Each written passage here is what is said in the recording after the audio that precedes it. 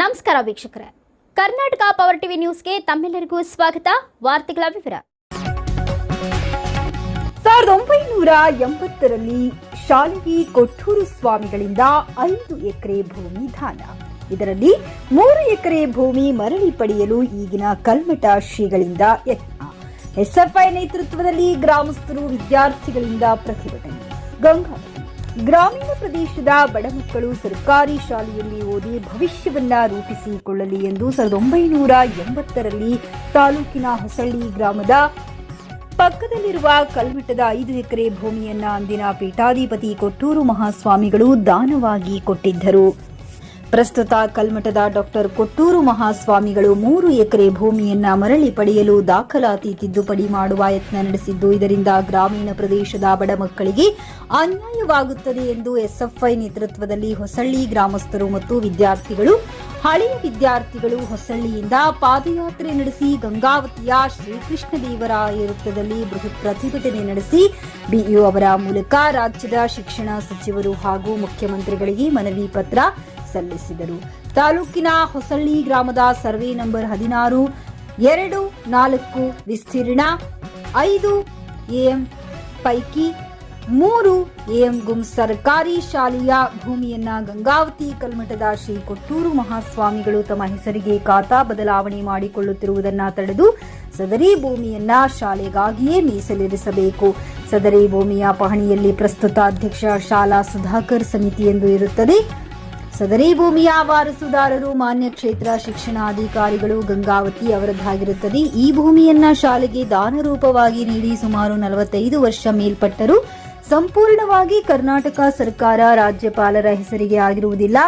ಈ ಕುರಿತು ಸಾಕಷ್ಟು ಬಾರಿ ಸಂಬಂಧಪಟ್ಟ ಅಧಿಕಾರಿಗಳಿಗೆ ಮನವಿ ಮಾಡಿದರೂ ಯಾವುದೇ ಪ್ರಯೋಜನವಾಗಿರುವುದಿಲ್ಲ. ಈಗ ಭೂಮಿಯನ್ನ ವಾಪಸ್ಸು ಕಬಳಿಸುವ ಉದ್ದೇಶ ಹೊಂದಿದ ಕಲ್ಮಠ ಶ್ರೀಗಳು ಸಂಬಂಧಪಟ್ಟ ಅಧಿಕಾರಿಗಳ ಮೇಲೆ ಪ್ರಭಾವ ಬೀರಿ ಭೂಮಿಯನ್ನ ಸಂಪೂರ್ಣ ಕರ್ನಾಟಕ ಸರ್ಕಾರದ ಸುಪರ್ದಿಗೆ ಹೋಗಲು ಬಿಡುತ್ತಿಲ್ಲ. ಶಿಕ್ಷಣ ಮತ್ತು ಕಂದಾಯ ಇಲಾಖೆಯ ಅಧಿಕಾರಿಗಳು ಕಲ್ಮಠ ಶ್ರೀಗಳೊಂದಿಗೆ ಶಾಮೀಲಾಗಿ ಭೂಮಿಯನ್ನ ಸರ್ಕಾರದ ವಶಕ್ಕೆ ಪಡೆದಿರುವುದಿಲ್ಲ. 3 ಎಕರೆ ಭೂಮಿಯನ್ನ ಸದರಿ ಸರ್ಕಾರಿ ಶಾಲೆಯ ಶಾಲಾ ಸುಧಾರಣಾ ಸಮಿತಿಯ ಅಧ್ಯಕ್ಷರು ಹಾಗೂ ಸದಸ್ಯರುಗಳಿಗೆ ಆಮಿಷ ತೋರಿಸಿ ತಮ್ಮಗಳ ಹೆಸರಿಗೆ ವರ್ಗಾಯಿಸಿಕೊಳ್ಳಲು ಭೂಮಿಯನ್ನ ಪೋಡಿ ಮಾಡಲು ಅರ್ಜಿ ಸಲ್ಲಿಸಿದ್ದು, ಕರ್ನಾಟಕ ಸರ್ಕಾರ ಸರ್ಕಾರಿ ಶಾಲೆಗಳಿಗೆ ಸಂಬಂಧಪಟ್ಟ ಆಸ್ತಿ ಭದ್ರವಾಗಿಸಲು ರಾಜ್ಯ ಶಾಲಾ ಆಸ್ತಿಗಳನ್ನು ಸಂರಕ್ಷಿಸಲು 2022-23ನೇ ಸಾಲಿನಿಂದಲೇ ಸರ್ಕಾರಿ ಶಾಲೆ ಮತ್ತು ಸರ್ಕಾರಿ ಶಿಕ್ಷಣ ಆಸ್ತಿ ಸಂಸ್ಥೆಗಳ ಆಸ್ತಿ ಸಂರಕ್ಷಣಾ ಅಭಿಯಾನ ಹಮ್ಮಿಕೊಂಡಿದೆ. ಅದರಂತೆ ವಿವಾದಿತ ಶಾಲಾ ಆಸ್ತಿಗಳಿಗೆ ಸಂಬಂಧಿಸಿದಂತೆ ಕಾಲಮಿತಿ ಗುರಿ ನಿಗದಿಪಡಿಸಿ ಆಸ್ತಿಯನ್ನ ಶಾಲಾ ಹೆಸರಿಗೆ ವರ್ಗಾವಣೆಗೊಳಿಸಿ ಹಾಗೂ ಶಾಲಾ ಆಸ್ತಿಯನ್ನ ಅತಿಕ್ರಮಣ ಮಾಡಿರುವುದನ್ನ ಗುರುತಿಸಿ ತೆರವುಗೊಳಿಸುವ ಕಾರ್ಯಕ್ಕೆ ಚಾಲನೆ ನೀಡಬೇಕು. ಹೊಸಳ್ಳಿ ಗ್ರಾಮದ ಸರ್ಕಾರಿ ಶಾಲೆಯ ಆಸ್ತಿಯ ಕುರಿತಾಗಿ ಸರ್ಕಾರ ಕೂಡಲೇ ಮಧ್ಯಸ್ಥಿಕೆ ವಹಿಸಿ ಶಾಲೆಯ ಆಸ್ತಿಯನ್ನ ಸಂರಕ್ಷಿಸಬೇಕಾಗಿದೆ. ದಾನದ ರೂಪದಲ್ಲಿ ಶಾಲೆಗಳಿಗೆ ನೀಡಲಾದ ಆಸ್ತಿಯನ್ನು ಮರುವರ್ಗಾವಣೆ ಮಾಡಿಕೊಳ್ಳಲು ಅವಕಾಶವಿರುವುದಿಲ್ಲ. ಕಲ್ಮಠದ ಶ್ರೀಗಳು ಶಾಲಾ ಆಸ್ತಿಯನ್ನ ಕಬಳಿಸುವ ಉದ್ದೇಶವನ್ನಿಟ್ಟುಕೊಂಡು ಸದರಿ ಶಾಲಾ ಆಸ್ತಿಯನ್ನ ಪೌಡಿ ಮಾಡಲು ಅರ್ಜಿ ಸಲ್ಲಿಸಿ ತಮ್ಮ ಹೆಸರಿಗೆ ವರ್ಗಾವಣೆ ಮಾಡಿಕೊಳ್ಳುವ ದುರುದ್ದೇಶವನ್ನ ಹೊಂದಿರುತ್ತಾರೆ. ಕೂಡಲೇ ಜಿಲ್ಲಾಧಿಕಾರಿಗಳು ಡಿಡಿಪಿಐ ಅವರು ಗಂಭೀರವಾಗಿ ಪರಿಗಣಿಸಿ ಶಾಲಾ ಆಸ್ತಿಯು ಯಾವುದೇ ರೀತಿಯಲ್ಲಿ ವರ್ಗಾವಣೆಯಾಗದಂತೆ ಸೂಕ್ತ ಕಾನೂನು ಕ್ರಮ ಜರುಗಿಸಿ ಆಸ್ತಿಯನ್ನ ಸಂರಕ್ಷಿಸಿ ಶಾಲೆಯ ಹೆಸರಿನಲ್ಲಿ ನೋಂದಣಿ ಮಾಡಬೇಕು. ಸರ್ಕಾರಿ ಶಾಲೆಗಳು ಮುಚ್ಚಿ ಹೋಗುತ್ತಿರುವ ಇಂತಹ ಸಂದರ್ಭದಲ್ಲಿ ಹೊಸಳ್ಳಿ ಸರ್ಕಾರಿ ಶಾಲೆ ಉತ್ತಮ ಮಕ್ಕಳ ಸಂಖ್ಯೆಯನ್ನು ಹೊಂದುವುದರ ಜೊತೆಗೆ ಮಕ್ಕಳಿಗೆ ಗುಣಮಟ್ಟದ ಶಿಕ್ಷಣವನ್ನ ನೀಡುತ್ತಾ ಬರುತ್ತಿದೆ. ಶಾಲೆಗೆ ಸುಸಜ್ಜಿತವಾದ ಆಟದ ಮೈದಾನ ರಚಿಸಿ ಸುತ್ತಲೂ ಕಾಂಪೌಂಡ್ ನಿರ್ಮಿಸಿ ಶಾಲೆಯನ್ನ ಅಭಿವೃದ್ಧಿಪಡಿಸುವ ಮೂಲಕ ಇಲ್ಲಿನ ಶಾಲಾ ಮಕ್ಕಳಿಗೆ ಶಿಕ್ಷಕರಿಗೆ ಅನುಕೂಲ ಮಾಡಿಕೊಡಬೇಕು. ಶಾಲಾ ಆಸ್ತಿಯು ಯಾವುದೇ ರೀತಿಯಲ್ಲಿ ಒತ್ತುವರಿಯಾಗಲಿ ವರ್ಗಾವಣೆಯಾಗಲಿ ಆಗದಂತೆ ಶಿಸ್ತುಬದ್ಧವಾಗಿ ಕ್ರಮ ಜರುಗಿಸಬೇಕೆಂದು ಹೊಸಳ್ಳಿ ಗ್ರಾಮಸ್ಥರು ಒತ್ತಾಯಿಸಿದರು. ಈ ಸಂದರ್ಭದಲ್ಲಿ ಊರಿನ ಪ್ರಮುಖರಾದ ವಿನೋದ್, ಮಲ್ಲಪ್ಪ, ಶಿವರಾಜ್, ವೀರೇಶ್, ಸಿದ್ದು, ಎಸ್ಎಫ್ಐ ಜಿಲ್ಲಾ ಅಧ್ಯಕ್ಷ ಶಿವು ಈಚನಾಳ್, ಜಿಲ್ಲಾ ಕಾರ್ಯದರ್ಶಿ ಬಾಲಾಜಿ ಚಳ್ಳಾರಿ, ಮೌನೇಶ್, ದರ್ಶನ್, ದುರ್ಗೇಶ್, ರಗಡಪ್ಪ, ಶ್ರೀನಿವಾಸ್, ಮುತ್ತಣ್ಣ ಇತರರು ಉಪಸ್ಥಿತರಿದ್ದರು. ಸಂಬಂಧಪಟ್ಟಂಗೆ ಏನೇನು ಕಂದಾಯ ಇಲಾಖೆಯಿಂದ ಏನು ಮನವಿ ಬಂದಿತ್ತು, ಕೋರ್ಟ್ ಆದೇಶ ಏನಿತ್ತು, ಮುಂದಿನ ಸಮ್ಮುಖದಲ್ಲಿ ಇವತ್ತು ಊರಿನ ಗ್ರಾಮಸ್ಥರು ಅಧಿಕಾರಿಗಳು ತಗೊಳ್ತಕ್ಕಂತ ಒಂದು ನಿರ್ಣಯಕ್ಕೆ ಭಾರತ ವಿದ್ಯಾರ್ಥಿ ಫೆಡರೇಷನ್ ಎಸ್ಎಫ್ಐ ಸದಾ ಬೆಂಬಲ ಇರುತ್ತಂತೇಳಿ ಈ ಮೂಲಕ ಮಾತಾಡ್ಲಿಕ್ಕೆ ಅವಕಾಶ ಮಾಡಿಕೊಟ್ಟಿರ್ತಕ್ಕಂತ ತಮ್ಮೆಲ್ಲರಿಗೂ ಧನ್ಯವಾದಗಳು ತಿಳಿಸುತ್ತಾ ಈ ಮೂಲಕ ನಮ್ಮ ಮಾತನ್ನು ಮುಗಿಸ್ತೇನೆ. ಇನ್ಕಲಾಬ್ ಜಿಂದಾಬಾದ್. ಇವತ್ತೇನು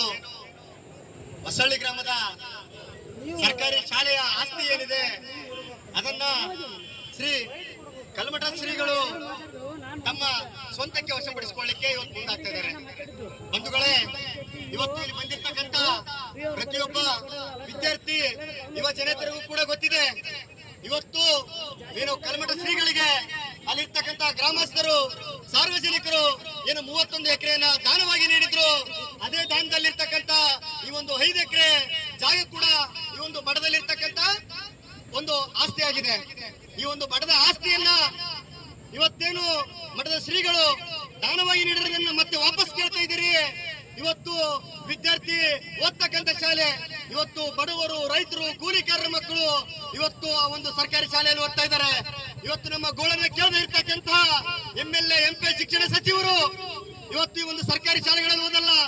ಶಿಕ್ಷಣ ಸಚಿವರ ಮಕ್ಕಳು, ಮುಖ್ಯಮಂತ್ರಿಗಳ ಮಕ್ಕಳು, ಪ್ರಧಾನಮಂತ್ರಿಗಳ ಮಕ್ಕಳು ಇವತ್ತು ಸರ್ಕಾರಿ ಶಾಲೆಗಳಲ್ಲಿ ಓದಲ್ಲ. ಇವತ್ತು ಸರ್ಕಾರಿ ಶಾಲೆಯಲ್ಲಿ ಓದ್ತಕ್ಕಂಥ ಮಕ್ಕಳು ಯಾರಿದ್ದಾರೆ? ಇಲ್ಲಿ ಬಂದು ಕೂತ್ಕೊಂಡಿದೀವಲ್ಲ, ನಮ್ಮ ಮಕ್ಕಳಿದ್ದಾರೆ, ಹೌದಲ್ವಾ? ಹಾಗಾಗಿ ಇವತ್ತೇನು ಈ ನಮ್ಮ ಪ್ರತಿಭಟನೆ ಆರಂಭ ಆಗಿದೆ. ಇವತ್ತು ಸರ್ಕಾರಿ ಶಾಲೆ ಜಾಗ ನಮ್ಮದು ಅಂತೇಳಿ ಆರಂಭ ಮಾಡಿದೀವಿ. ಬಂಧುಗಳೇ, ಇವತ್ತೇನಾದ್ರೂ ನೀವು ಈ ಒಂದು ಸರ್ಕಾರಿ ಶಾಲೆ ಜಾಗವನ್ನ ನಮಗೆ ಮರಳಿ ನೀಡದೇ ಇದ್ರೆ ಇವತ್ತು ಇಲ್ಲಿ ಆರಂಭ ಆಗಿರ್ತಕ್ಕಂಥ ಹೋರಾಟ ಕೇವಲ ಸಾಂಕೇತಿಕ ಮಾತ್ರ ಅಲ್ಲ. ಇವತ್ತು ಇಲ್ಲಿ ಆರಂಭ ಮಾಡಿದೀವಿ. ಮುಂದೆ ಮಾನ್ಯ ಶಿಕ್ಷಣ ಸಚಿವರೇ, ಮಾನ್ಯ ಮುಖ್ಯಮಂತ್ರಿಗಳೇ, ಮಾನ್ಯ ಕಂದಾಯ ಇಲಾಖೆ ಅಧಿಕಾರಿಗಳೇ, ನಿಮ್ಮ ಮನೆಗಳನ್ನ, ನಿಮ್ಮ ಆಫೀಸ್ಗಳನ್ನ ಮುತ್ತಿಗೆ ಹಾಕಿ ನಮ್ಮ ಹಕ್ಕನ್ನು ನಾವು ಪಡಿತೀವಿ ಅಂತೇಳಿ ಈ ಮೂಲಕ ಭಾರತ ವಿದ್ಯಾರ್ಥಿ ಫೆಡರೇಷನ್ SFI ಕೊಪ್ಪಳ ಜಿಲ್ಲಾ ಸಮಿತಿ ಆಗ್ರಹಿಸುತ್ತದೆ. ಬಂಧುಗಳೇ, ಇವತ್ತು ಓದ್ತಕ್ಕಂಥ ಸರ್ಕಾರಿ ಶಾಲೆ ಮಕ್ಕಳು, ಇವತ್ತು ಆ ಮಕ್ಕಳಿಗೆ ಸರ್ಕಾರಿ ಶಾಲೆಯಲ್ಲಿ ಕುಡಿತಕ್ಕಂಥ ನೀರಿನ ವ್ಯವಸ್ಥೆ ಇಲ್ಲ, ರಾತ್ರಿ ಊಟ ಮಾಡ್ಲಿಕ್ಕೆ ಬಿಸಿ ಊಟದ ವ್ಯವಸ್ಥೆ ಇಲ್ಲ. ಇವತ್ತು ನಿರಂತರವಾಗಿ ವಿದ್ಯಾರ್ಥಿಗಳಿಗೆ SFI ಬೆಂಬಲ ನೀಡುತ್ತಾ ಬಂದಿದೆ. ಇವತ್ತೇನು ಸರ್ಕಾರಿ ಶಾಲೆ ಮಕ್ಕಳ ಅನ್ನವನ್ನ ಇವತ್ತು ಮಠದ ಶ್ರೀಗಳ ಕಸಿಕೊಳ್ತಾ ಇದ್ದಾರೆ. ಸರ್ಕಾರಿ ಶಾಲೆ ಮಕ್ಕಳು ಕುಡಿತಕ್ಕಂಥ ನೀರುಗಳನ್ನ ಇವತ್ತು ಮಠದ ಶ್ರೀಗಳು ಕಸಿಕೊಳ್ತಾ ಇದ್ದಾರೆ. ಮಾನ್ಯ ಶ್ರೀ ಕಪ್ಪಟ ಕೊಳ್ಳನರಿಯಾಗಿರ್ತಕ್ಕಂಥ ಕಲ್ಮಠ ಶ್ರೀಗೆ ಈ ಮೂಲಕ ಭಾರತ ವಿದ್ಯಾರ್ಥಿ ಫೆಡರೇಷನ್ ಈ ಒಂದು ಸಾರ್ವಜನಿಕರ ಸಮ್ಮುಖದಲ್ಲಿ ಎಚ್ಚರಿಕೆಯನ್ನು ನೀಡ್ತಾ ಇದೆ.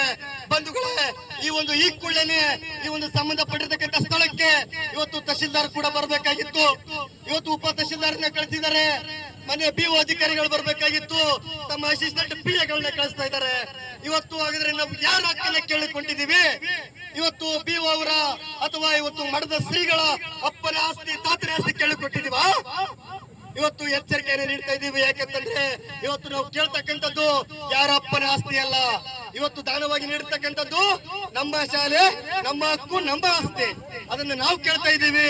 ಈ ಮೂಲಕ ಏನ್ ಹೇಳ್ತಾ ಇದೀವಿ ಅಂತಂದ್ರೆ, ಇವತ್ತು ಆರಂಭ ಆಗಿರ್ತಕ್ಕಂಥ ಈ ಒಂದು ಪ್ರತಿಭಟನಾ ಸ್ಥಳಕ್ಕೆ ಸಂಬಂಧಪಟ್ಟಿರ್ತಕ್ಕಂಥ ಅಧಿಕಾರಿಗಳು ಬರಬೇಕು. ಬರಲಿಲ್ಲ ಅಂತಂದ್ರೆ ಈ ಒಂದು ಹೋರಾಟ ಮುಂದೆ ಅನಿರ್ದಿಷ್ಟವಾಗಿ ಮುಂದೂಡ್ತದೆ.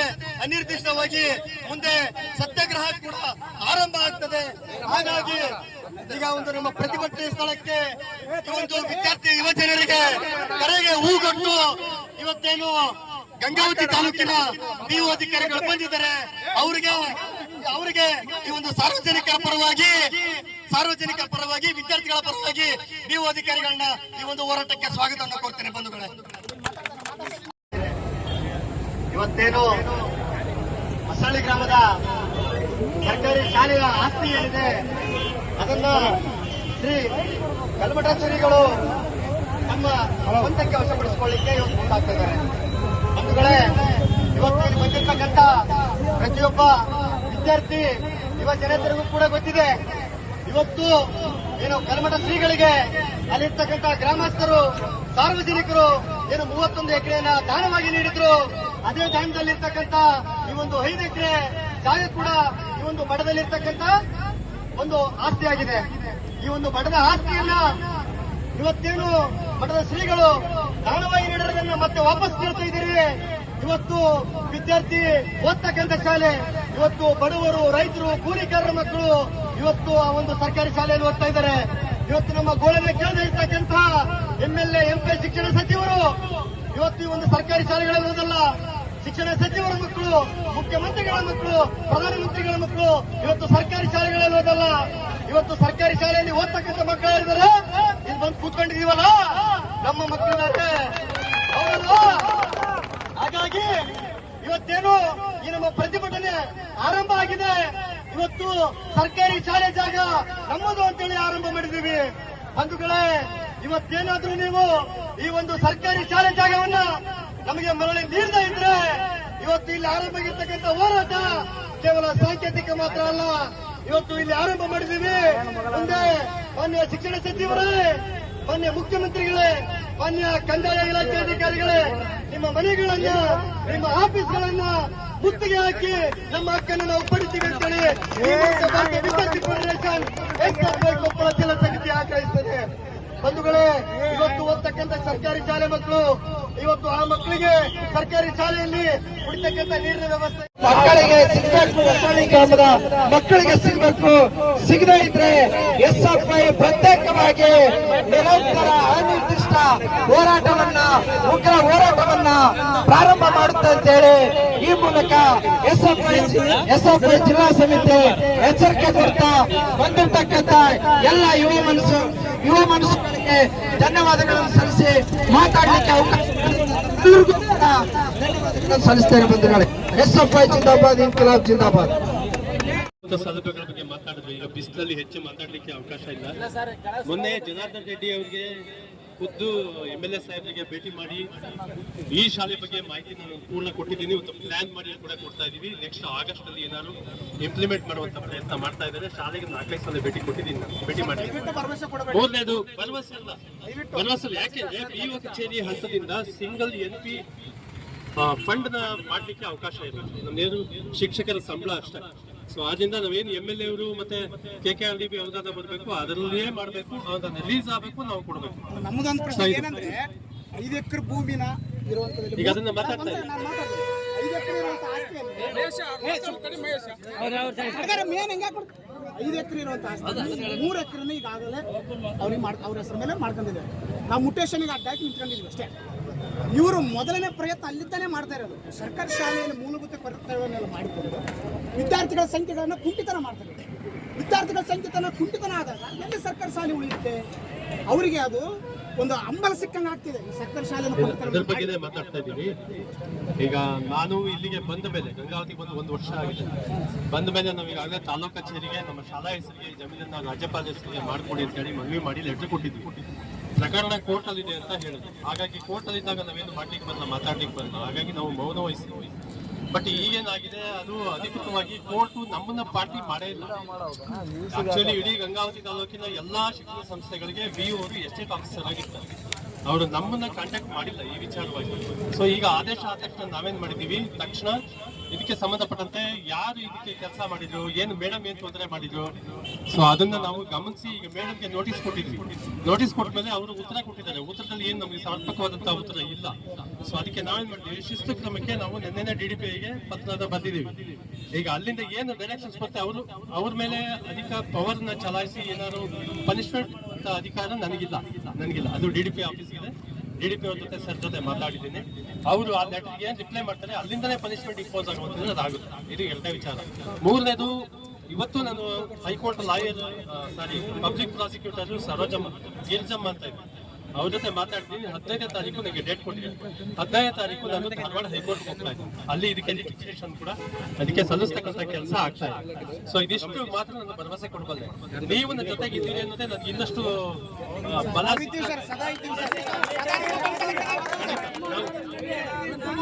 ನಾವು ಏನು ಹೋರಾಟ, ಲಾಯರ್ ಯಾರು ಒಬ್ಬರು ಮಲ್ಲೇಶ್ ಜೊತೆ ಲಾಯರ್ ಒಬ್ರು ಬಂದಿದ್ದು, ದುರ್ಗೇಶ್ ಎಲ್ಲಿದೆಯಪ್ಪ? ದುರ್ಗೇಶ ಅವರು ನಮ್ಗೆ ಹೈಕೋರ್ಟ್ಗೆ ಸ್ಟೇ ಹೋಗ್ಲಿಕ್ಕೆ ನಾವು ನಿಮ್ಗೆ ಸಪೋರ್ಟ್ ಮಾಡ್ತೀವಿ, ನಿಮ್ಗೆ ಏನೇನು ಕಾನೂನು ಬಲ ಬೇಕು ನಾನು ಕೊಡ್ತೀನಿ ಅಂತ ಹೇಳಿದ್ರು.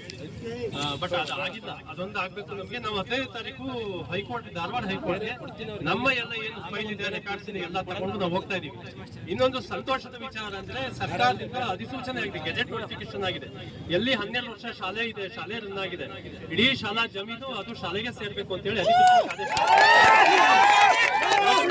ಎಲ್ಲಾ ಶಾಲೆಗಳಿಗೆ, ಇಡೀ ಕರ್ನಾಟಕ ರಾಜ್ಯದ ಎಲ್ಲಾ ಶಾಲೆಗಳು ಕೂಡ ಹಿಂದೆ ದಾನ ಕೊಟ್ಟವರೆಲ್ಲ ಈಗ ಒತ್ತುವರಿ ಮಾಡ್ಕೊಳ್ಳುವಂತ ವ್ಯವಸ್ಥೆ ಈಗ ಆಗ್ತಾ ಇದೆ. ಅದು ನಿಲ್ಲಿಸಬೇಕು ಅಂತ ಹೇಳಿ ಅಧಿಕೃತವಾಗಿ ಆದೇಶ ಆಗಿದೆ, ಗೆಜೆಟ್ ನೋಟಿಫಿಕೇಶನ್ ಆಗಿದೆ. ನೀವು ಯಾರು ಮಲ್ಲೇಶ್ ಅವರಿಗೆ ಗೆಜೆಟ್ ನೋಟಿಫಿಕೇಶನ್ ಒಂದು ಕಾಪಿ ಹಾಕ್ತೀನಿ. ಹಾಗೆ ನೀವು ಖಾತ್ರಿ ಮಾಡ್ಕೊಳ್ಳಿ. ಡೀಟೇಲ್ 15 ಪೇಜ್ ಇದೆ. ಹಾಗಾಗಿ ನಮ್ಮ ಬೆಂಬಲಕ್ಕೆ ನಮ್ಮ ಸರ್ಕಾರ ಇದೆ, ಜೊತೆಗೆ ನೀವಿದ್ದೀರಿ. ಅಧಿಕಾರಿಯಾಗಿ ನಾನು ನನ್ನ ಲಿಮಿಟ್ಸ್ ಅಲ್ಲಿ ನನ್ನ ವ್ಯಾಪ್ತಿಯೊಳಗೆ ನಾನು ಏನ್ ಮಾಡಬೇಕು ಅನ್ನೋ ಪ್ರಯತ್ನಗಳನ್ನ ನಾನು ಪ್ರಾಮಾಣಿಕವಾಗಿ ಮಾಡ್ತೀನಿ ಅಂತ ಹೇಳ್ತಾ ಈ ಸಂದರ್ಭದಲ್ಲಿ ನಿಮ್ಮ ಮನವಿಯನ್ನು ಒಂದು ನಿಮಿಷ ಮೇಡಮ್ ಯಾರು ಏನದಾರಲ್ಲ ಈ ವಿಷಯಗಳು ಅವರಿಗೆಲ್ಲ ಗೊತ್ತಿದೆ, ಗೊತ್ತಿದ್ರು ಯಾಕೆ ಅವ್ರಿಗೆ ಸಹಿ ಮಾಡಿದ್ರು ನೀವು ಅದನ್ನ ಅವರಿಗೆಲ್ಲ ಡಿಸ್ಕಸ್ ಮಾಡ್ಬೇಕು ಸರ್. ಇದ್ರ ಬಗ್ಗೆ ನಾನು ಡಿಸ್ಕಸ್ ಮಾಡ್ಬೇಕು ಒಂದೇದು, ಆಮೇಲೆ ಎಷ್ಟೇ ಅಲ್ಲಲ್ಲ ನಾವು